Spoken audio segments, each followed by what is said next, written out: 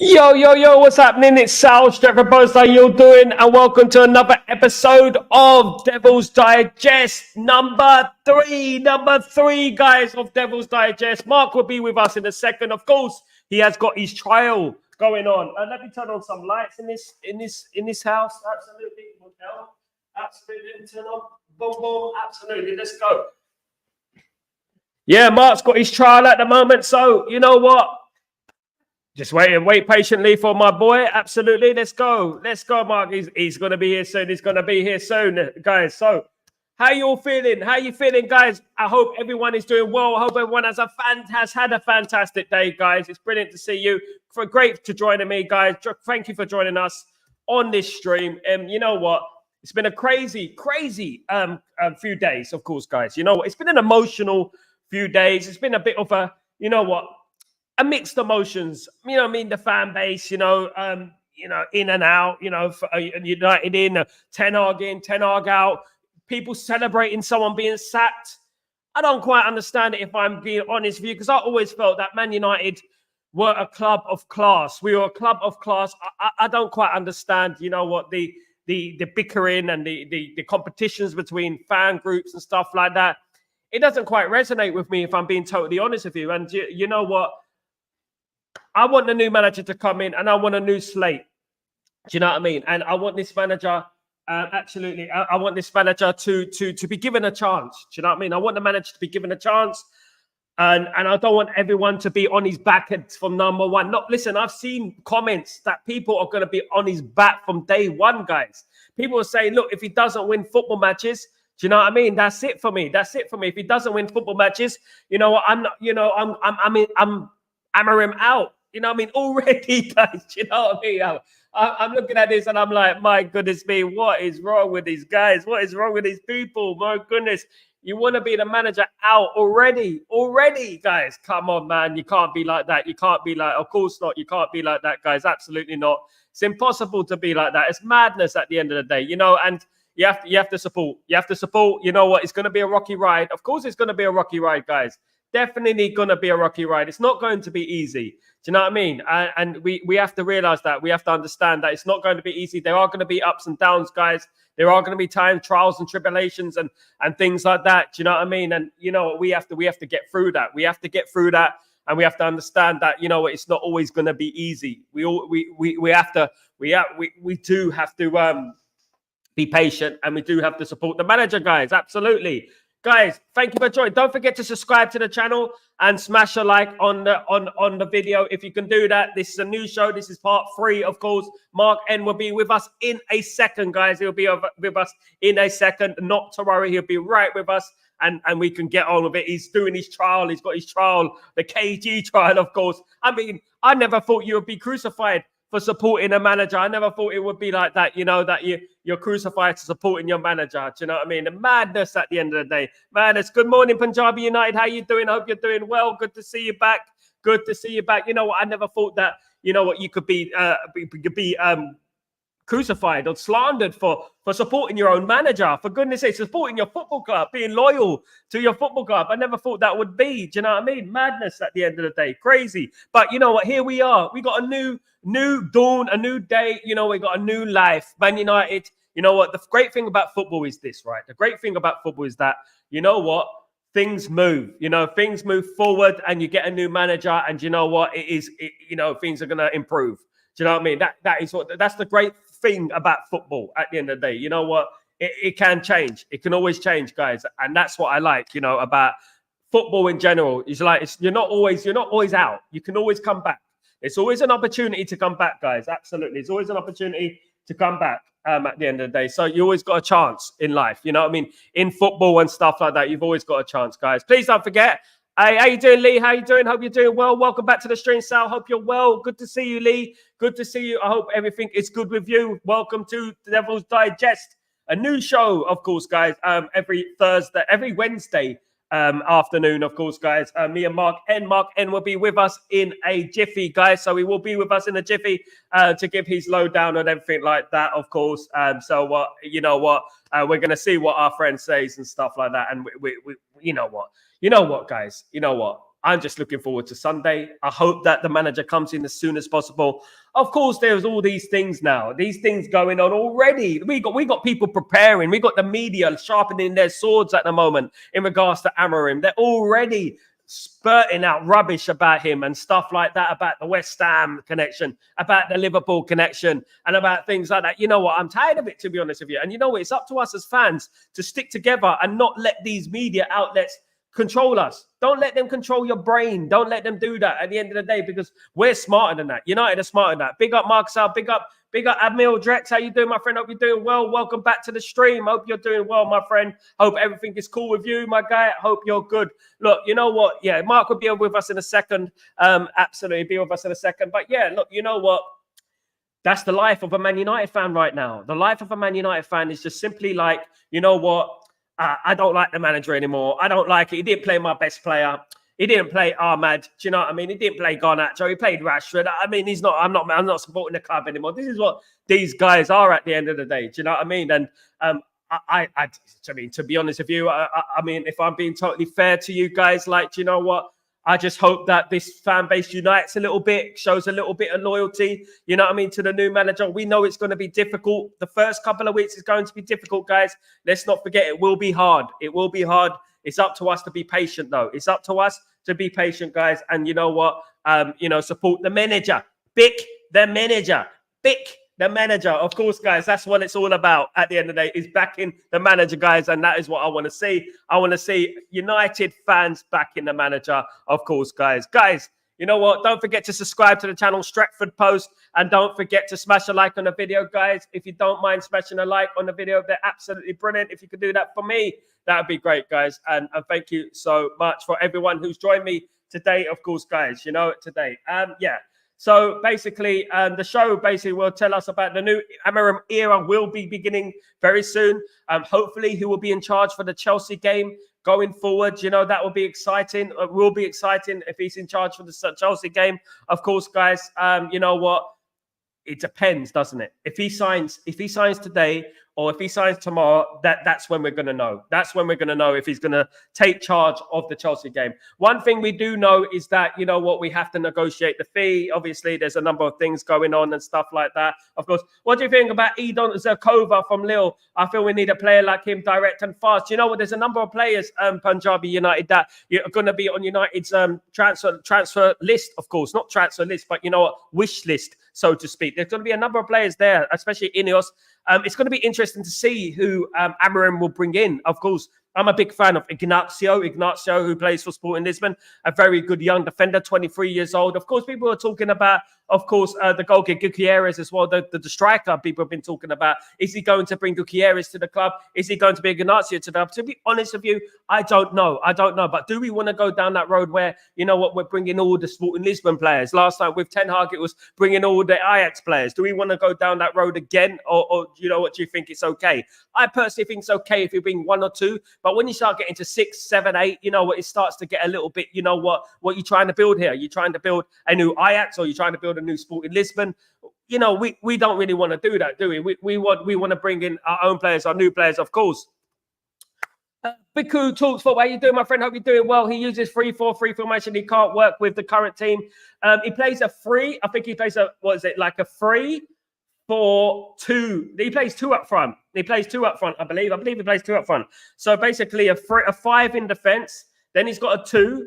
Then he's got a 1, I think. And then he's got, I think it's like something like that. Then, you know, and a 1. I think it was something like that along those lines. Of course, guys. Big up Punjabi MC. Big up yourself. Thank you for joining me. Of course, guys. Absolutely. So do you know what? Look, the most important thing for us to do as fans is to support now the new regime. You know what? Ten Hag, you know what? It was emotional. It was, you know, I'm sad it didn't work out. But you know what?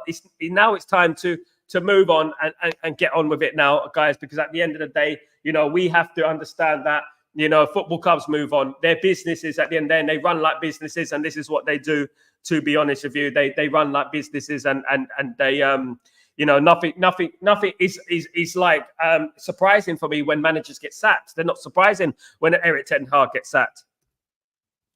So will he join in the winter, Biku? Absolutely. Who's that? Who's that, Biku? Who would join in the winter? Who a player would join in the winter? No. Amorim's going to join.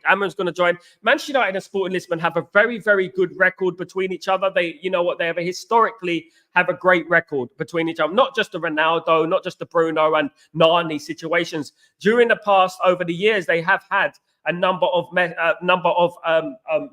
relationships with Sporting Lisbon in regards to the 60s and the 70s and the 80s. Manchester United have had a close relationship with Sporting Lisbon. You know, and this is the good thing about, you know, Man United and our relationship with Sporting Lisbon, is because Sporting Lisbon will be willing to you know what, get us AMORIM quickly. It's going to cost a little bit more money, guys. It's going to cost a little bit more money. Man United are going to have to pay a little bit more extra to get that money. You know, the sacking of Ten Hag, the appointment of AMORIM is going to cost northwards of £25 million, guys.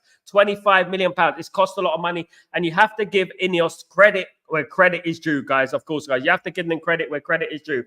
Yeah, absolutely. You have to give them credit. He's going to be coming in, don't worry, very, very soon, guys. He will be flying over to Manchester. You know what? Anytime soon, he'll be flying to Manchester to get the final details, obviously, complete. It is going to cost 5 million more to get the coaches in, 5 million euros more to get the coaches in as well. That could spell the end of Ruud van Nistelrooy and Rene Hake. Now, what are your opinions on Ruud van Nistelrooy?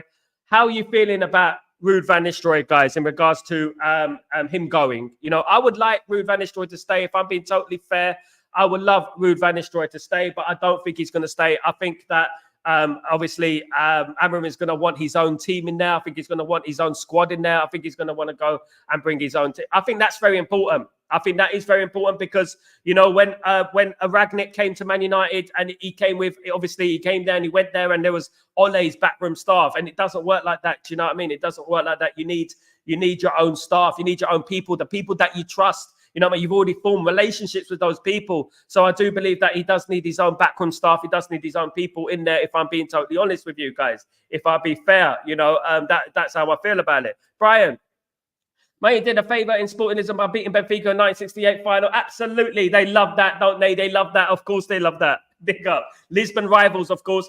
GBSD, how you doing, my friend? Good morning. All good morning, my friend. How you doing? Well, welcome to the stream. Don't forget to subscribe, guys, to Stretford Post. If you haven't subscribed already, thank you so much for joining me on Devil's Digest. MarkN will be with me in a little while, guys. In a little while, he'll be here to obviously speak the gospel, of course, guys. Another Ten Hag staunch supporter. I was a staunch supporter. Well, I backed the manager. I backed the manager. I absolutely backed the manager. I did from the beginning, because I don't think that sacking, I didn't want us to become a sacking club. But unfortunately, this is the way of nature these days. This is this generation, this sacking generation, the lack of patience, you know, in regards to that. So, you know what, we move on. And how long would you give Ruben Amorim, guys? How long will we give Ruben Amorim?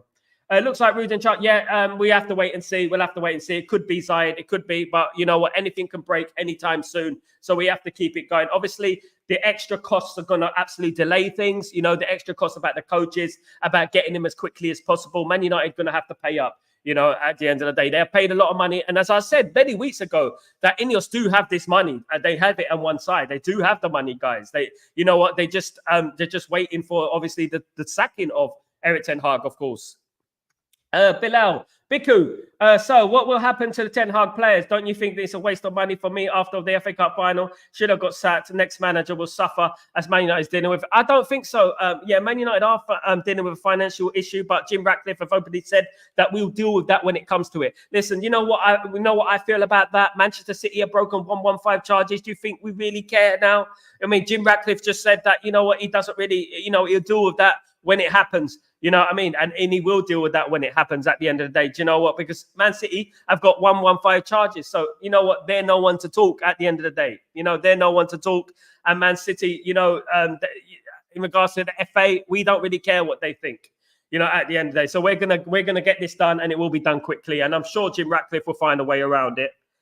Give OGC knees to Ruud. Give them ready just in case those negative wangers go after a few new coach. Goodness me, absolutely. Big up Prince Punjabi United. Sacking and hiring of Amorim push United close to FFP, but Ratcliffe wants to test the waters and find a visit. Absolutely, that's what it is. Exactly what I said. They want to test the waters. I don't think they really care now at the end of the day. I mean, I'm not saying that they really don't care, but you know what? They're testing the waters. Let's push FA a little bit. You know, Man City have pushed the FA a little bit, haven't they? They've been pushing the FA. You know, let us push the FA a little bit. Let us see what they're all about at the end of the day. Let's see what the FA are all about and what they want to, you know, if they're going to punish us like they haven't punished Man City yet. Because they haven't punished Man City yet, have they? They haven't punished them yet. And you know what we have to understand is that, you know what, there can't be one rule for one and another rule for another. We have to force it. We have to push them. We have to test the waters, you know, because if they're not punishing Manchester City, how can you go up to another team and say, you know what, you went 2 or 3 million over the FFP? You know, it's crazy when you think about it. When you think about it deeply, you know, because, you know, Man City need their punishment. Man City need their relegation. That's what Man City need. And if they're going to punish Manchester United, you know what? Forget that. Do you know what I mean? Absolutely forget that. It's not going to happen. Big up, Mark. How you doing, bro? What's going on? Bro, that Rico case was wild. What's that? The Rico case was wild just now. Oh my goodness me, bro. You know what? I was watching it. Who was found guilty, man?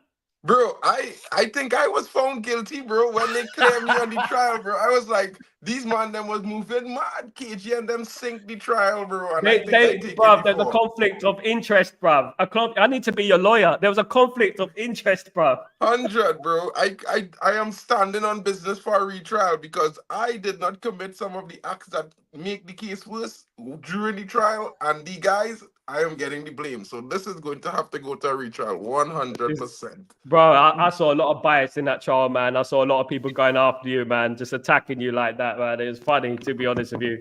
Madness, absolutely. I thought Joe, what's his name? What's the guy? What's the manager? What's his name? Is it John? John Morgan, yeah. Yeah, he was the guilty one, man. But what are you guilty about? Supporting your football club, being loyal to your football club. Supporting the manager, bro. You know what I mean? Being positive and saying, well, you know, I believe that the manager would have turned things around. I believe that we'd have get the job done. Like, to be fair, like I was saying, like, you know, we gave the manager 3 years. He was back fully this summer. We had to give him some time to proceed forward with everything that was given to him. And 9 games wasn't enough. And, you know, even though he was sacked by the structure, and I respect that, you know, backing him from before that through the poor season last season, I think it was fair because my excuse or my argument for that is that in the first season when we came third, everyone said that Liverpool had an injury crisis. They said Chelsea had a takeover issue and a transfer ban. They said Tottenham was going through a managerial issue with players. And they said another team, you know, the likes of Aston Villa had just gotten a new coach. But when we look at our season 2, those 4 teams dropped. We finished third, you know, Liverpool finished 6th in comparison. Spurs was 7th, right? And Chelsea was 12th. So in season 2, we had a transfer problem. We had a takeover situation. We had an injury crisis, and we had problems with players fighting the coach and doing mad things. So we had all the problems those 4 clubs had, all in our one club in season 2. We finished 8th, still with an FA Cup. None of those clubs managed to do something similar in their seasons when they had their issues. And I think Ten Hag did decent to keep that. All it was a poor finish in the league. We still got Europe. We still won a cup. And, you know, we were chilling. So we was looking for improvement this season, and it didn't come as fast as I think a lot of the fans expected. And I think that's why we went this route. You know, he sacked. But what I will say is that, you know, you can't be mad at someone for supporting a manager when you go through 12 years of a cycle where players were always picked over the manager. When the players are responsible for their performances on the pitch, we could continue blaming managers, tactics, managers, coaching. But realistically, guys, when you spend 10 years, 12 years in an academy, one of the top academies in world football, not even an academy in Trinidad and Tobago or Dubai, in an academy in the land of football in England or Spain or Portugal, in Europe, where all the top football clubs were, and it's like these guys still supposed to be taught basic football by a coach at the top level when we paying them hundreds of thousands of dollars. It's mad. It is mad, bro. You know what? At the end of the day, I like to see a trial for the people who were Ten Hag out before the FA Cup final. That's what I like to see a trial for. Do you know what I mean? When we won the FA Cup and schooled Manchester City in the FA Cup final, John. There was no trial for that, was there? There was no apologies for that. Do you know what I mean? Nope. No apologies whatsoever. We were right. This was round 2. This season is round 2. It's a completely different slate. And that's what I'm saying. So all these people saying, oh, you were wrong to back the manager and stuff. Nah, we weren't wrong. He deserved this little bit, couple of months before the season just to analyze everything, see how things go. Do you know what? The new manager's not going to come in and make someone score an open goal. He's not going to come in and, make those players take their chances. Bruno missing a clear header as well.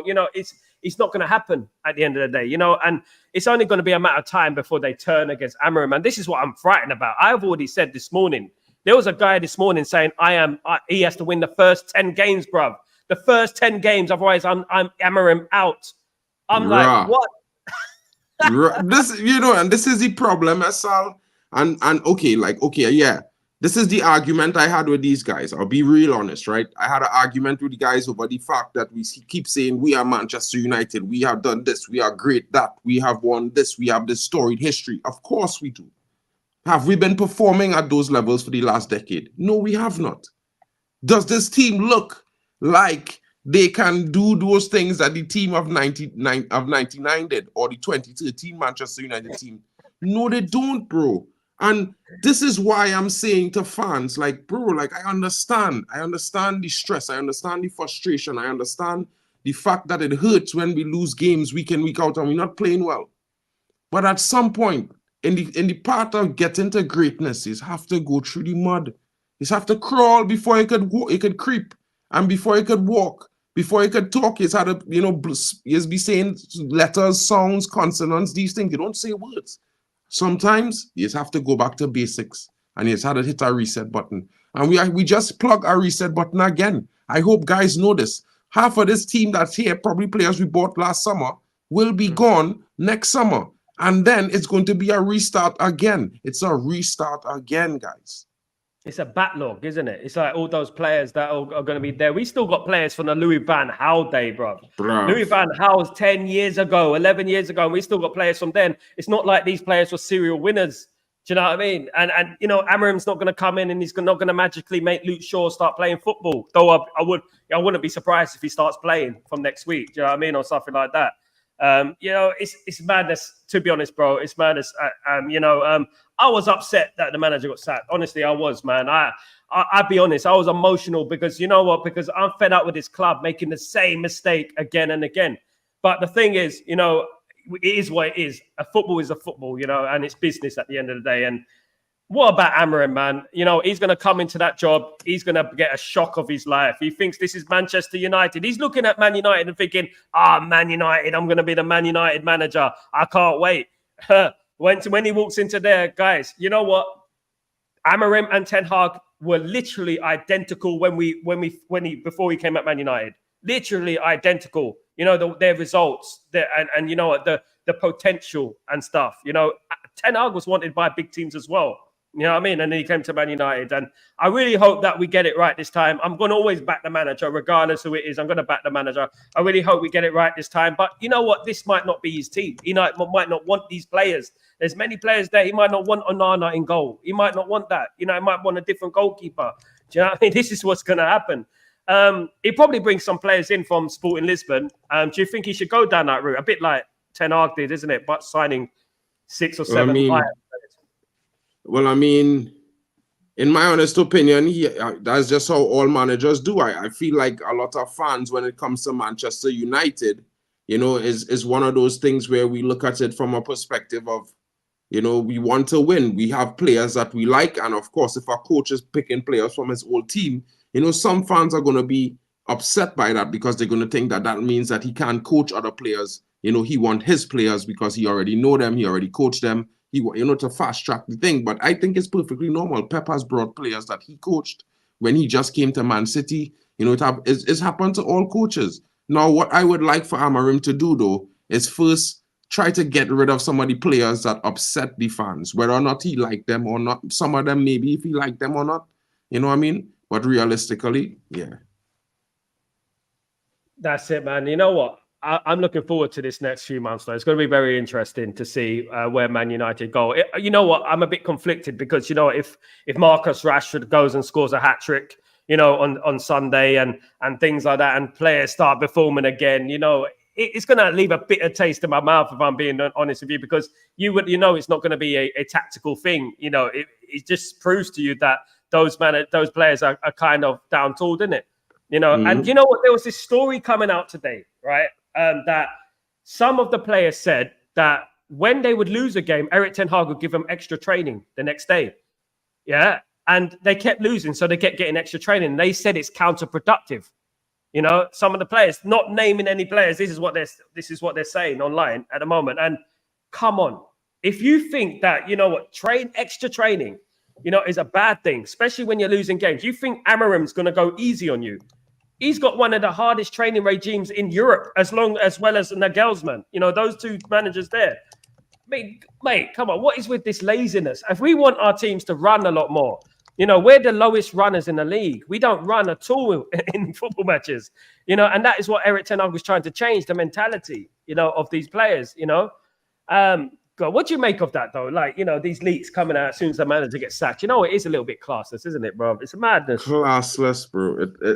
But, you know, you see, listen, this is one thing I would say to fans. We need to realize whether we dislike our coach, dislike our player, when we see these sorts of things happen, we should not tolerate it. Whether or not we think they share in our sentiments. Because listen, the reality is one thing, guys. One thing. We are a team. We're supposed to be loyal in-house. We are not. When you see players saying these things about a manager, don't think they won't do the same about another manager. If you do something once, you could do it twice. You could do it 3 times and 4. And some of these players have sacked multiple managers, guys. Remember, you know what I mean? They're not good. Leopards don't change their spots. Roy Keane said it. Roy Keane says a great team is not held accountable by the manager. The players are in the team hold each other accountable. And I believe that. I don't know about everyone else, but since I was watching Man United growing up, you could see the players on the pitch holding each other accountable. You know it just by the way you look at their eyes. But this team, some players take responsibility and some don't. And some of them can't hold some of them accountable because some of those players might be bigger than them. You know what I mean? So that's the weird thing, guys, because realistically, we're going to have to go through this situation where we say enough is enough. This is what it is, bro. You know what? What if I was AMORIM? The approach I would give to this football team. You know what? I really hope that he's done his research. I hope he's done his research because, you know, I would go into that dressing room and I would say Louis van Gaal. I would say Jose Mourinho. You know, I would say Ole Gunnar Solskjaer. I would say Ralph Rangnick. And I say now Ten Hag. Right? I'll say you guys sack those managers. Yeah, you're not going to do the same with me. I'll put my foot down from day one and say this is not going to happen. You know, with me, you know, you play or you don't play. Because I personally think, you know what, some of the players are manipulators. They're liars. You know, they're liars. They lie on the pitch. You know, they train well in training, so they get on the pitch, and then when on the pitch, they lie. You know, and you know what? And what does that do? It just adds, obviously, negativity. I mean, some people saying Dalot missed the chance on purpose, which is complete rubbish. You know, he wouldn't miss the chance on purpose because at the end of the day, him and Ten Hag are quite close. It was only a couple of them players who posted about Ten Hag after he got sacked. And one of them was Dalot, one of them was Garnacho, the other one was Bruno. Kobe, you know, as well. You know. Which one? Kobe as well. Even, and you know what's so funny? Everybody say Ten Hag didn't like young Kwambala. Young Kwambala said he was the first man to post, and you know what he said? You know, I felt that when Kwambala said it, bro. The man said, you know, boss, the first professional game I played for my dream club, you trusted me.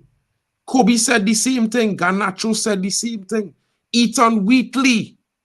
Where's Marcus Rashford's post? I don't care about his brand, bro. Yeah. This brother would have never scored 30 goals if not for Ten Hag, bro. Never, because he never do it again after that. And if he listened to Ten Hag his first season, he was swimming. After that, he decided my brand bigger. Where him now? Where him? Where his statements? Ahmad. One little post, bruv. One post, a couple of things. 2 minutes. Where's Ahmad? Where's Ahmad? Where's Ahmad post? Where's his post? Ahmad didn't perform. He didn't perform. Bro. When you don't perform, he got dropped. Certain man them have these players feeling they're bigger and better than they really are in real life because they want to hype them, right? The reality is when I watch these things, as a fan, I believe in loyalty and togetherness, bro. And let me tell you something, guys. I don't know about you in the chat. I don't know about anybody else. But when I see players doing these things, the rate I rate them as people drop down.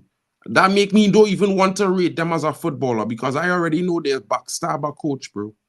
Ahmad, bro, was backed by this man. Listen, we buy Ahmad 5 years now, guys. 2019 January. Remember that, right? That season. So going into 2019-20, Ahmad was already here for half a season.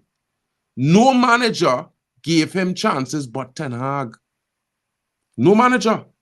He was on loan. He went to Rangers, Ibrox. He went to Birmingham City. He went to Sunderland.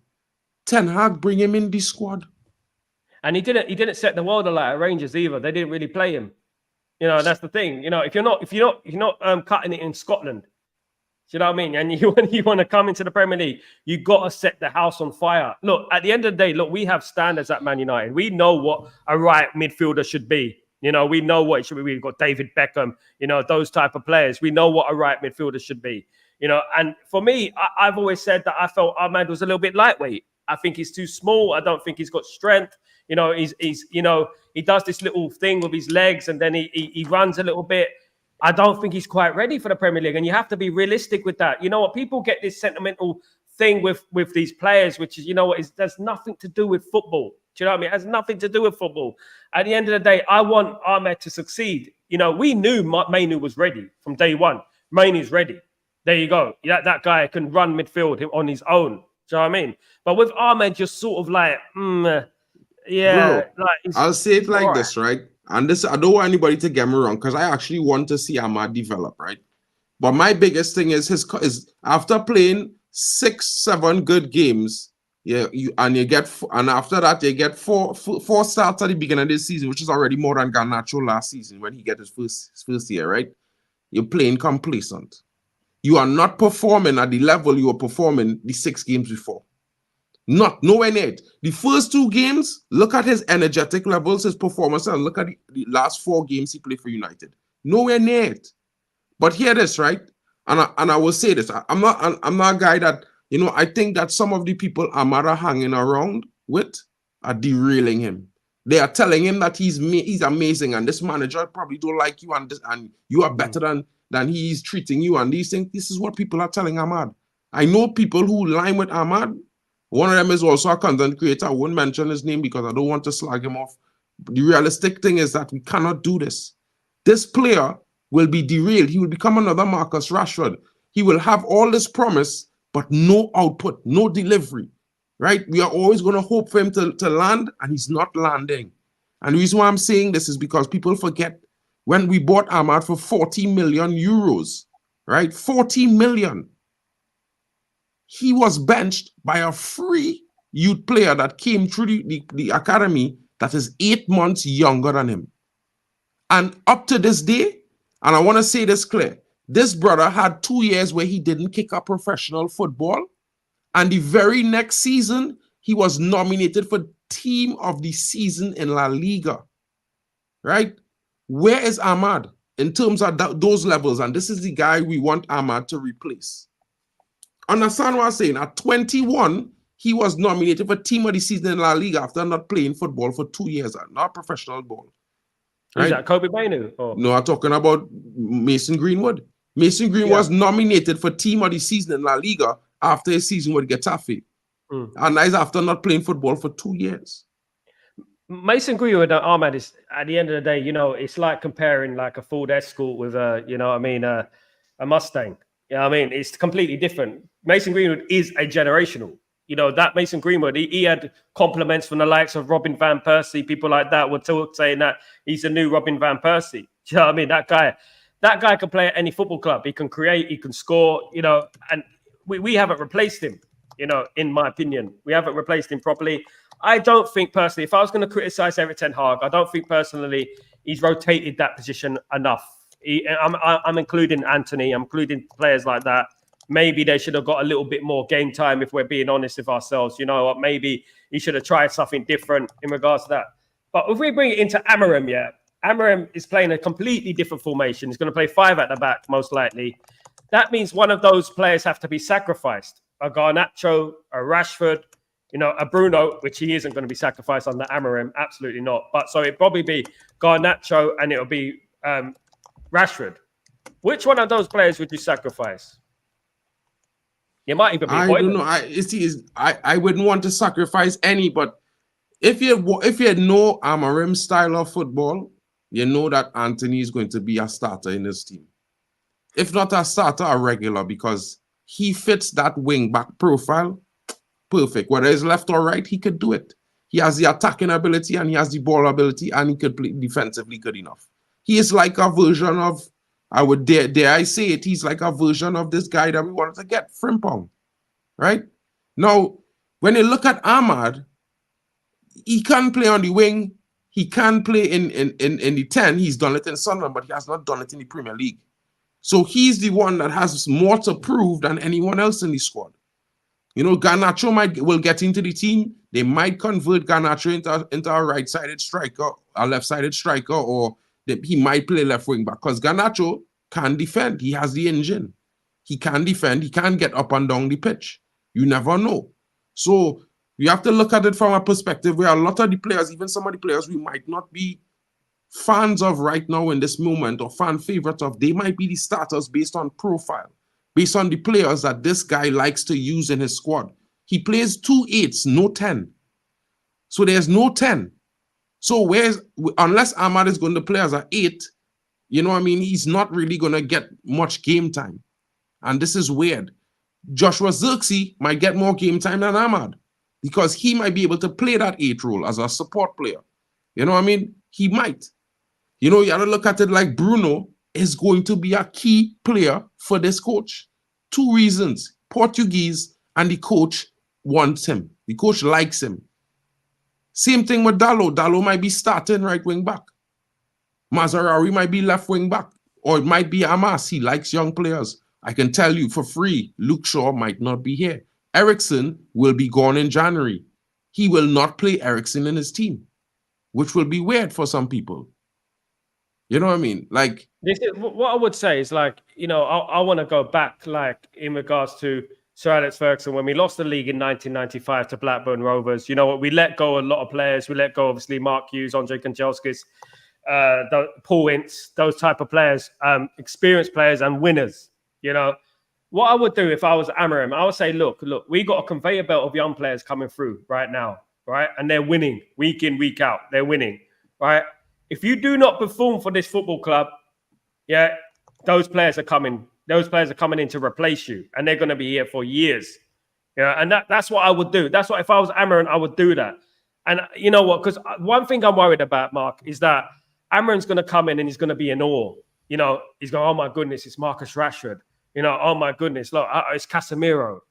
I don't want that. You know, I don't want that. I want him to go in there and say this, just with a level head, and say, look, you know, I don't care who you are. I don't care if you're Marcus Rashford. If you don't perform for me, you're gone. You know what I mean? And that includes Ahmad as well. Because you know what? What are they complaining about? They're talking about standards, but none of those players have performed to the standard that I expect as a Man United fan. So perform that way then. Show me that you are a Man United player. Ahmad, show me. I've seen Valencia kicking footballs from the right wing back in the top corner. You know what I mean? Players like that were not even rated as highly as our greats. Do you know what I mean? And you're talking about standards. It's mad, bro. Honestly, it's mad. It's such a contradiction. I don't understand why. Here, and this is my argument, and this will always be my argument, right? Why would we be talking up? Forget the big wages. You see all these things, these additive wages, and I think this is a nonsense. You getting anybody in life working hard, they want to be fairly compensated or extremely compensated, because that is your goal. Your goal is to live comfortably, right? These brothers are so lucky that United has the facilitation to pay them handsomely, right? Now, for me, that should be an instant motivational tool. because you don't have to worry about life. All you have to worry about is kicking that football on that pitch and in your role in the best way you can. You have the best coaches. You have some of the best nutrition. You have the best services, the amenities, the red carpet is rolled out to you everywhere.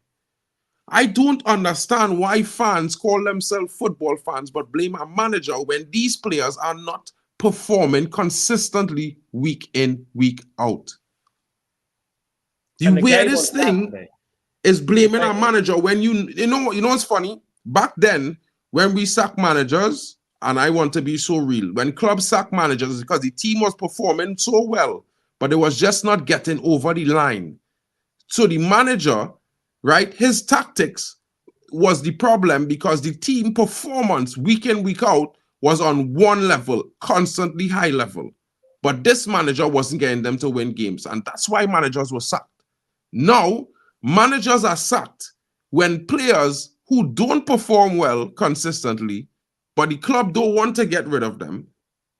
Fans think that, another manager could get the best out of them because we like them.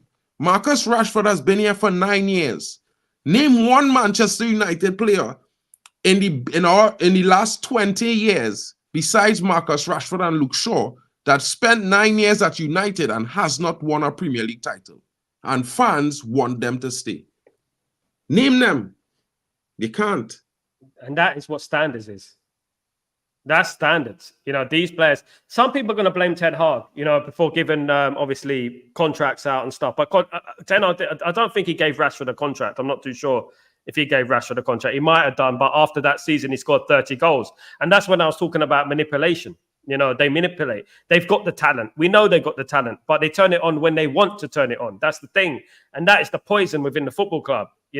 We know that Luke Shaw he hasn't got a broken leg. We know it. At the end of the day, we know this guy is just faking it. I don't want to say anything too sinister, but you know what?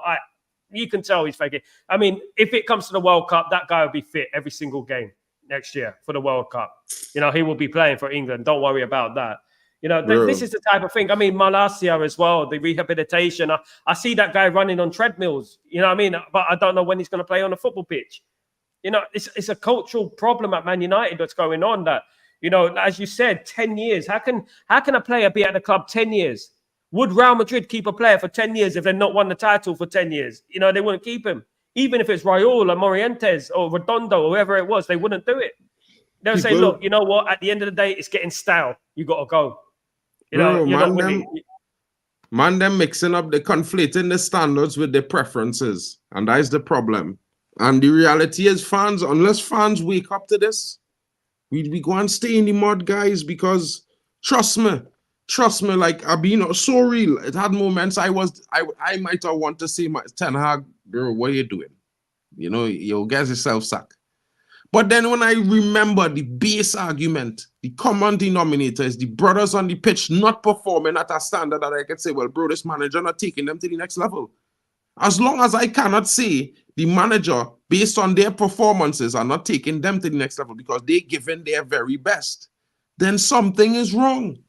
How could we have standards but have players who don't give their absolute best week in, week out, whether they play 10 minutes, 90 minutes, 15 minutes, 25 minutes, or 35 minutes?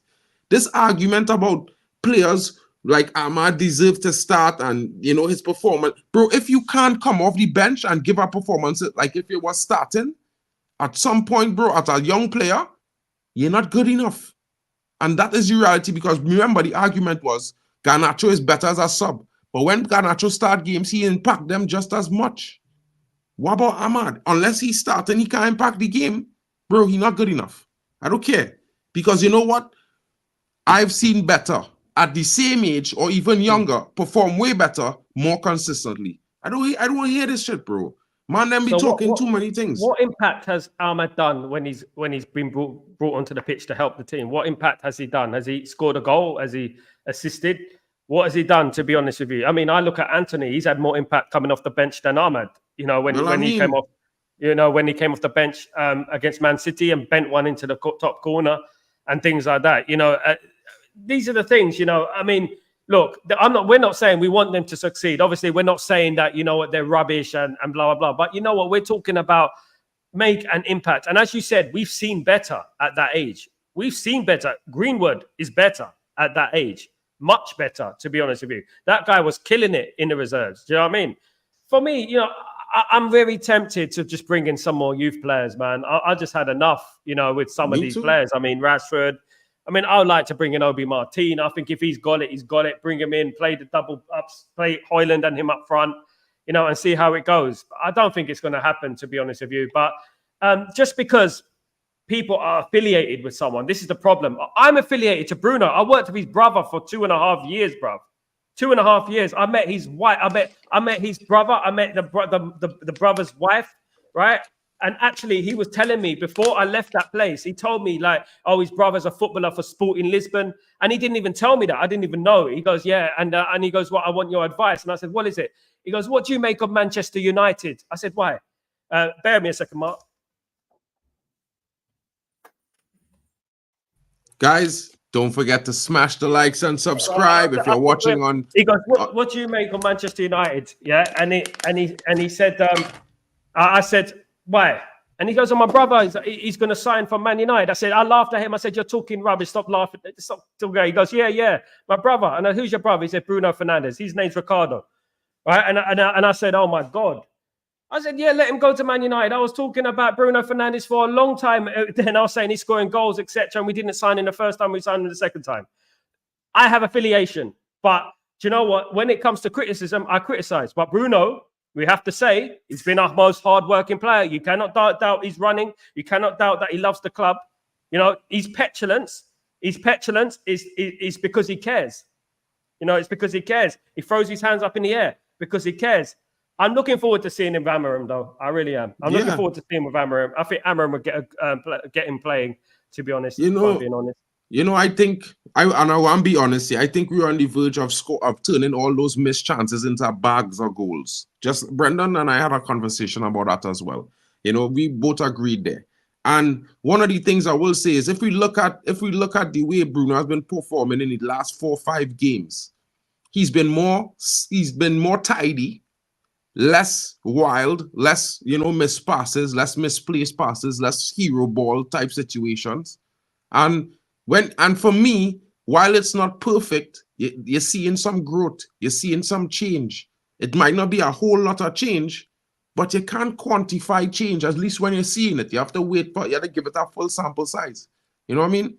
And under AMORIM, a coach who also is going to favor him, when he's playing the 8th role, I think Bruno is unmatched with the right players around him. If you look at him playing for Portugal, Bruno is one of the best in the world. Every single game, he makes Bernardo Silva look like a weak link for Portugal, right? So, guys, I understand we might not like Bruno in this Man United team of late, but over the last 3 seasons, he's been one of our most consistent performers. I think we need better around Bruno. I think we need a more intelligent left winger who knows when to make runs, who knows how to read the game, who knows Bruno's style of play. You know, when you play with a player, he's got to know the things that they would like to do and the things that they will try. And if you're in a position where you know you link in with this player, you're supposed to be able to facilitate that. You know what I mean? And sometimes I look at Bruno passes and where he drops some balls. And I look at Rashford and other players and where they're standing. And I could see the run that they should have made. And I see the timing when they should have made the run, because you could see Bruno action, his whole energy to say, listen, I'm going to twist this player here, take 2 steps, give you enough time to make up the ground, and I'm going to put this ball there. Some players don't see that. Now, because Bruno has had this reputation given to him by Gary Neville, I think a lot of fans are really caught up on the fact that he's thrown his hands up in the air and complained. He should apologize for that, Gary Neville. Bro. Yo, Sal, listen, slander, man. Like, if I'm surprised that is Bruno slander, bro. Bruno respectful, you know what I mean? You see. He too respectful. You know, if it was Marcus Rashford, we would have hear reporters coming out about abuse and this, that, and the third. Maybe because he have an MBE, or maybe I don't want to say this last bit. I don't want to even bring into the I don't want to divide anything. I'm just saying that, you know, for me, realistically, we have to look at things prospectively as fans. A player who's passionate cares about the wins and losses of the team on the pitch and the performances. A player who's not angry and not showing frustration on the pitch, he doesn't care. He doesn't care. I'm telling you guys now, right? Be glad that we have a fella like Bruno, because he's been compensating so much for some players who not doing the right things, that he sacrifices his game and his reputation just to keep it knit together for us. That is a man. That is a person with integrity, guys. Trust what I'm saying. Somebody who willing to totally do all the dirty work, take all the criticism, just so United could, you know, get through games and win. That is a person with integrity. Trust me. These are the kind of players they need, because you know when you go into battle and it get dark, these men will still try their best to stay alight in these situations, even in the worst ones. The guys who heads this drop, they must give up Ville. This is the thing. They gave up against West Ham in the second half, I think. You know, they gave up a couple of substitutions for West Ham, and that was it. In hindsight, bro, if you look at it looking back at Erik ten Hag and, you know, the Ronaldo situation, do you think it would have been better to keep Ronaldo in regards to standards? Because maybe that's the one mistake he made, if I'm being honest. Because you know what? Ronaldo praised Dalot a lot. You know, he was the only one that he said, you know, Dalot, Diego Dalot. He probably would say Bruno as well. But I don't feel that Bruno played. I don't think they were playing Bruno and Ronaldo right in the Man United team, if I'm being honest. I don't think they were playing them in the correct way, because they weren't playing well together for some reason, but they played for Portugal together quite well. You know, do you think that is a mistake from Erik ten Hag in regards to Ronaldo? Things might have been a little bit different. I would say it was the only mistake, in my honest opinion. You know what I mean? And another thing I would say is that fans are too caught up in certain things. Like the issue of Marcus Rashford and other players complaining when Ronaldo came to the club about the standards. Like, who cares what they say? If you're not winning games, shut up. Yeah. You know, back then, if Ronaldo was chatting the same way that Marcus Rashford was chatting, bro, fans would have pissed him off. You know why? Because the men them he playing with was winning, and when they tell him, do not dribble so much, do not do all those crazy things, get a little bit more direct, simplify a game a little bit. You know what he did? He didn't go and cry to the media. He didn't throw his toys out the pram. He went and worked on his game, asked for more advice, and we see where Ronaldo came, where he became. Where he came from, nothing. You know, at 15, when Messi was training in La Masia, Ronaldo was walking and sweeping the streets. Yeah. Right? This brother came from nothing and is the greatest footballer I've seen. Messi's great and all, but brother, he had everything handed to him. Bro. He's not Ronaldo, bro. He's a PR guy, man. He's got PR on his side. Look, apart from Barca, I'm not going to criticize him. Obviously, he's a great player, but he did have, I think Iniesta, Xavi, and Busquets were the players that made them tick. You know, that was the one that made them tick. Because ever since he left Barcelona, he hasn't really set the world alight, even in France. You know, he didn't really, he done all right. But you can argue that Ibrahimovic and players like that did better than him, if you're being honest. Cavani. You know, and Ronaldo's the greatest player, in my opinion, of all time. Because the reason Ronaldo is because when he first started at Man United as well, and you know what, scoring 2 goals here, 1 goal here, you know, it was like, he's okay. People calling him a one-trick pony, you know, and things like that. But, you know, he developed his game. He worked hard, you know, just like we did back in the day. The Man United Beckhams and Scholes is staying late at training. Cantona on character and kicking a ball against the wall over and over again, you know, practicing and practicing and practicing. It's like these players think they've made it. It's just like Ahmad. He thinks he's made it. He thinks he's Marco van Basten all of a sudden. Do you know what I mean? This is the problem, you know? And I mean, that look he gave when he came on against Fenerbahce. When he came on against Fenerbahce, that look he gave, it was like, you know, leave me alone, like sort of thing. And I'm like, oh my goodness me, that's lack of respect, man. That's lack of respect to your teammates. And this is why I don't rate Ahmad, bro. I don't know. I'm not saying he can't prove me wrong and be a top player. Right? But you see, I like players with confidence in themselves, but know when to be humble. I don't expect it to like the manager. I don't expect no player to like any manager, bro, to be honest. I don't expect players to like the fans or to like anybody. I expect them to perform on the football pitch. You see all these subliminal hints that some of these players want to try and send out and all these things they want to say. It's all good and well, but you see when you're talking all that hot air, save the carbon dioxide or save the trees. Because here what's going on, guys. If you're not proven that on the pitch, I'm looking at you like a clown. And I look at most of these players like clowns because guess what? You are embarrassing. You embarrass me just by association because you can't even hold your own on a football pitch, which you have been given, you've been paid to do. Forget the coach. This is what we pay you for. We pay you to perform, and you can't even do that right. What are you doing at my club? You want to laugh at a manager who has won things. You won nothing. And anything you've won recently, you've won it because of him or with him.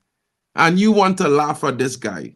How intelligent is that to begin with? Where's the pride of some of these players? Where's the courage? Where's the bravery? All these things lost. You know, as soon as you fail, you're supposed to blame someone else now. Is that how it goes in life? You know, so we're going to start blaming our English teachers in primary school because we don't practice reading, you know, or we didn't practice our writing, or we didn't practice pronouncing the letters properly and what's consonants from what's verbs and adjectives.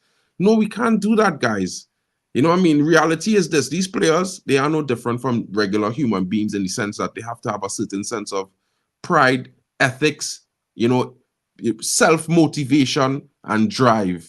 Because at the end of the day, we all want to achieve something in life. But when I look at some of these players, I don't know what that is, because I think they just wanted to get some money and that's it. You know what I mean? They don't want to win titles. They don't want to win trophies. They don't want to do that. They just want to look good.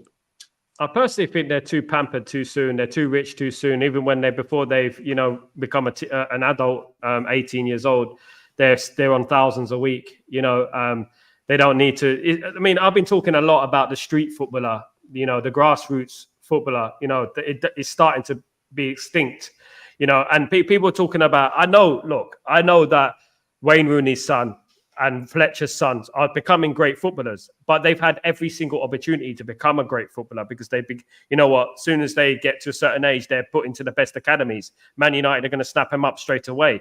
And what I was saying, one thing that does, it takes away a little bit of edge from the player, I think. Like, for example, the Brazil of the 90s, you know, Ronaldo, Romario, these sort of players Maradona, who used to do kick-ups with an orange.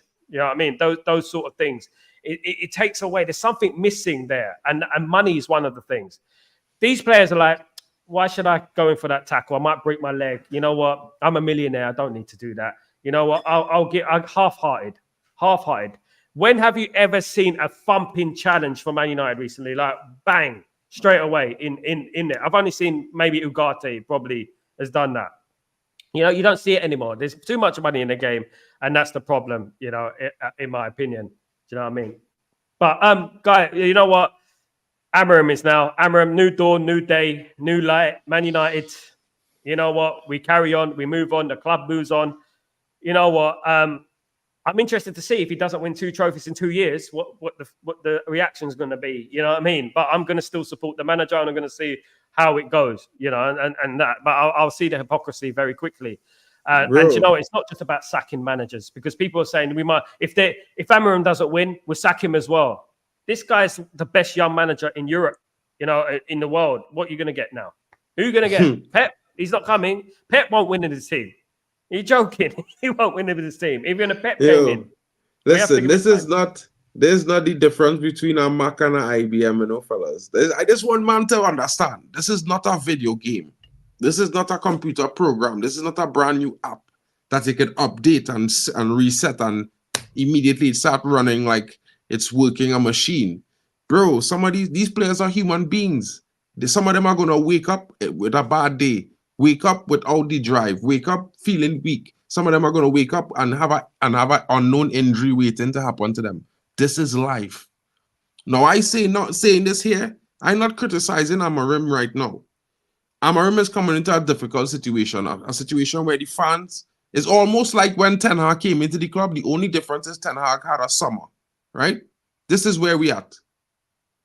I am going to back this manager, bro, for the length of the contract that Ineos is going to give him. And I'm telling you now, for the length of the contract, because why?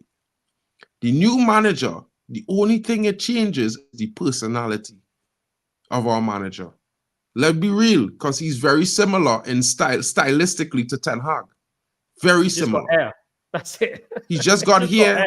He just got here. He 15 years younger, and he probably have a more refreshing personality, a little bit more open, more warm, but at the same time, I want guys to understand it may not end, it may not start well. We might lose worse. We might lose a lot of games this season. It's gonna get worse, man. It will definitely get worse before it get better. This point in time, because we're going to get slapped up. I want people to remember this, right? What we're saying, we are going to get slapped up a couple of times, right? We are, because you're changing something, and when you're changing, it's like when we lost 7-0 to Liverpool, right? That's because you're trying to change something. You're changing the whole structure of a team that played counter-attacking football to creating a team that wants to control games and dominate the game. You know, that's what you're trying to do. You know, and you're about to get slapped up. Right? Even Sir Alex got slapped up by Newcastle, Southampton, and teams like that when he brought in the class of 92. Do you know what I mean? So, yeah, it has to be patient. Let me read some of these comments. Last 3 matches, we have looked much better. And this is the thing, story. The thing is, we have looked much better. We have looked much better. And the thing is, like, basically the puzzle was starting to get into completion. So when you start, like, the only thing we needed to fix up was the attack. And it is our attack is the problem, you know, and that is the problem. You know what? Those players are the problem. And you know what? We are not getting enough chances. And that was going to come. But you know what? The patience has obviously ended that. That's not going to happen now. It's going to change again with a backlog of players that are not his. Not open players, but it is too late. Ten Hag should find it out long time ago. AMORIM is exciting, but Premier League, you must have the defense in shape or you're going to get killed. Ten Hag was exciting. I was extremely excited when Ten Hag came. I was advocate for Ten Hag to come at Man United. People saying Pochettino. We were like, nah, Ten Hag, you know, all day long. Yeah. Even your best player can cause a team to not performing. You 100. Know, one bad apple, that's all it takes. One bad, even if they're not playing. You know what I mean? 100. It takes one bad apple. Do you know what I mean? We'll have a TV series too entitled Twilight Zone Deluxe Manchester United in the Zone. I do not know what you mean, Jack, but big up, Jack. Thanks for the comment. Big up, Jack.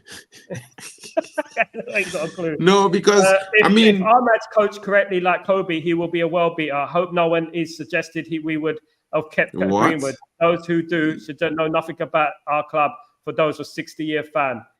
Do you know about George Best, Richard? What? Ahmad is 22, you know, Richard. Ahmad is 3 years older than Kobe Mainoo, you know, bro.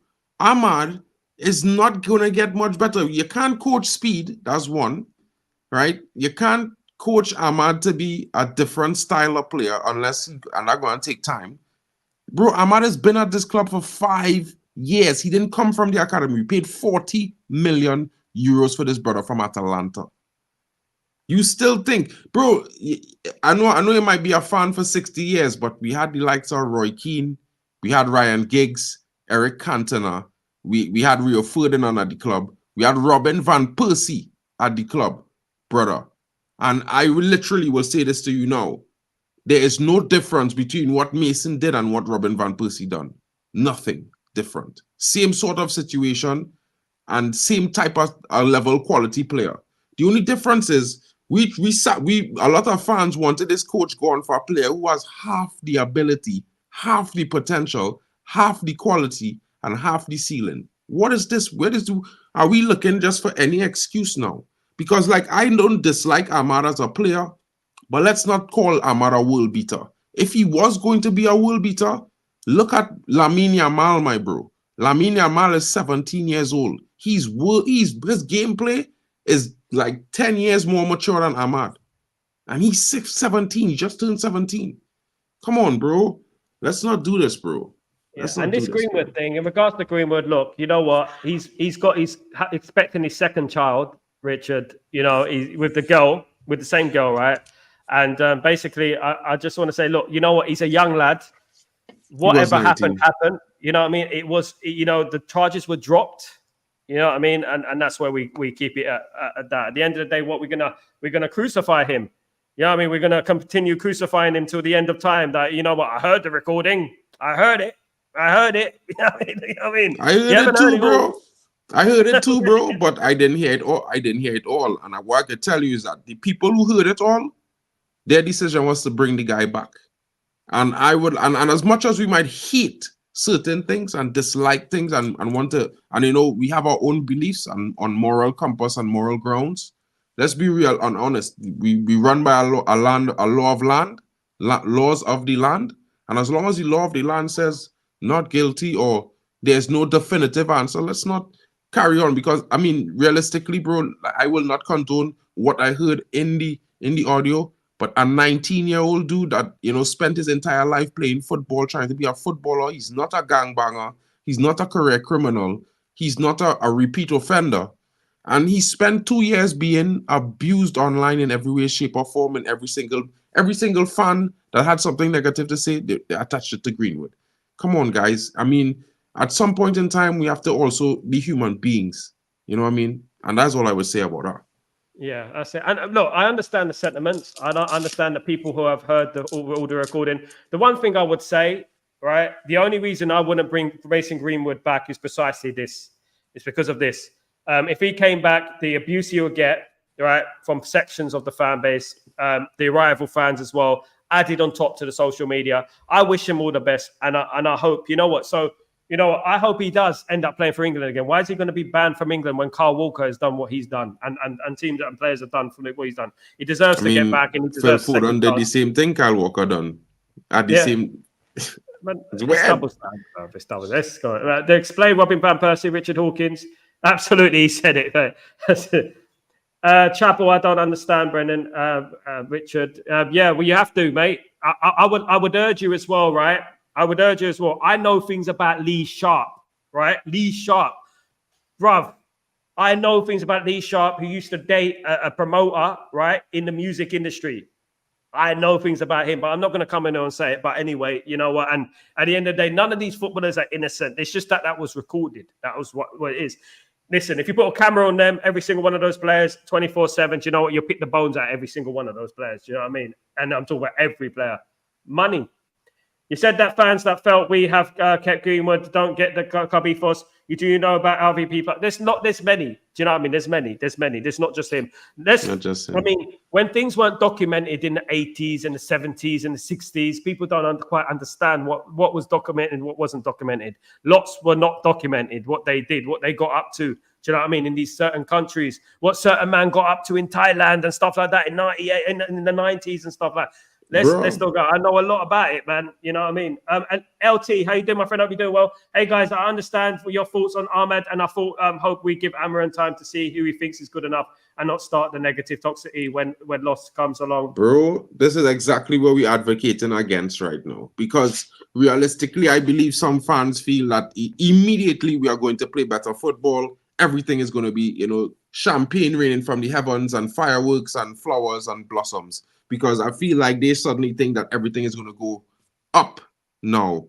But guys, trust, it could go worse. We could finish 12th this season, realistically now. Like, even as bad as it was at the beginning of the season, I'm betting money Ten Hag would have finished top 6, bro. If not 7th. He would have finished above 8 for sure, I guarantee you. He would have probably win the Europa League as well. I'm guaranteeing you guys, because this guy brought a trophy every season. In his first season with the worst United team, he finished 3rd, 75 points, played 2 cup finals. So all I'm saying to guys is we had a certain sense of what might have been and what could have been, because in his worst season, he still won the FA Cup against Man City. So we know what could have been. With AMORIM, we are not sure. It's the unknown. We are going into a new world. Of course, he's a successful coach, just like Ten Hag coming in. Not as successful as Ten Hag, let's be clear. But he's very successful. He's coming in. He's a huge task ahead of him. We need to back him. The results may not be great, but we have to back this manager for the length of his contract if we want to reach the future.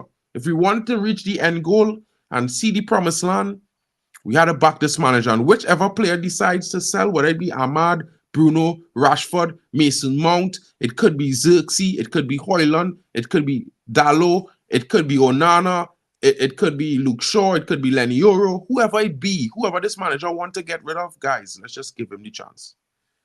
Let's just give AMORIM the time and space for the next 18 months. No one, please, don't be manager out. Let's hold. We have to hold it now, guys. Really and truly have to hold these whatever results we get, we have to hold it. Trust me, guys. Trust me. Absolutely, absolutely. Thank you, Mark. It's been a great show. You know what? You know, it does get passionate. We're all entitled to our opinions, of course, guys. I respect everyone's opinion.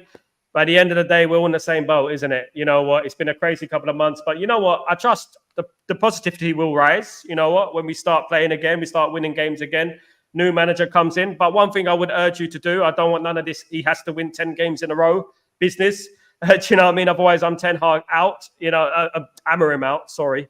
You know, I never even said once Ten Hag out. You know, it's the first time I've ever said that. Do you know what I mean? So at the end of the day, we move forward. And you know what? Thank you guys for joining. Don't forget to subscribe to the channels. MarkN, of course, subscribe to the channel as well. And don't forget to smash a like on the way in, on the way out, wherever you are, guys.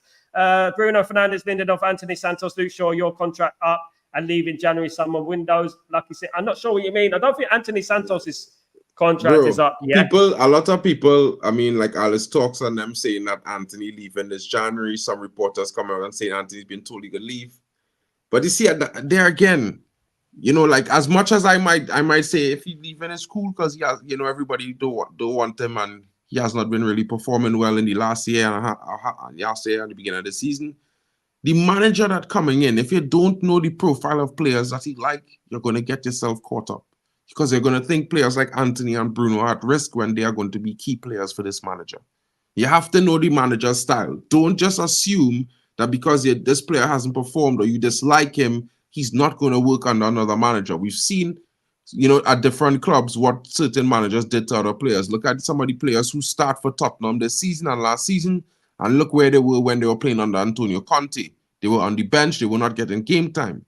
So, guys, you see with all these players on the thing, now that AMORIM is coming in, trust me, a lot of this is going to change. Some of those players are going to get clean sheets, if not all of them. So no one's at risk currently until maybe the summer or maybe until they prove otherwise. 100%. Absolutely. Thank you, Mark. It's been a great show.